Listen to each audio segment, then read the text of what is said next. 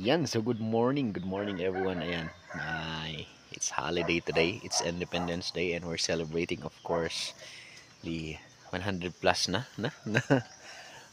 kalayaan ng Pilipinas mula sa Spain. Ayan, so kita nyo naman, diba? For free here in the Philippines. And syempre, pag holiday, alam nyo, pag holiday, wala kang gagawin. Ito yung mga usual na ginagawa natin, no?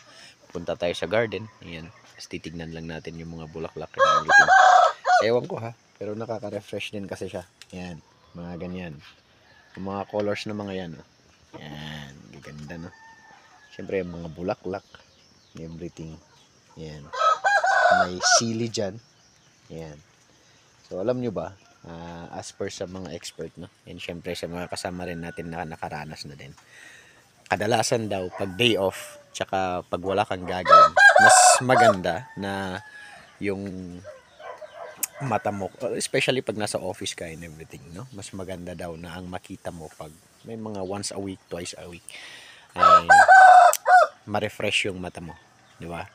At ang pinaka-refreshing daw na color is green. Yan, sabi nila ha, sabi nila. And it does really sa atin, no? Ayan, so we've been into office like doing things like paperwork and everything. Ang pinakamaganda talaga na magre-relax sa mata mo away from those computers, those tablets, those laptops, those cell phones is nature talaga. So, ang pinaka-color naman talaga ng nature is green, brown, and everything. So, alam nyo na meron akong boss noon, no? Na ang stress relief nila is gardening talaga.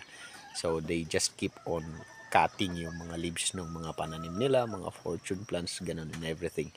So, kung ano man yung tanim nila doon, yun yung pagtritripan nila sa garden nila, no? Kahit na nagre-replant lang sila and everything, nare-refresh na daw sila.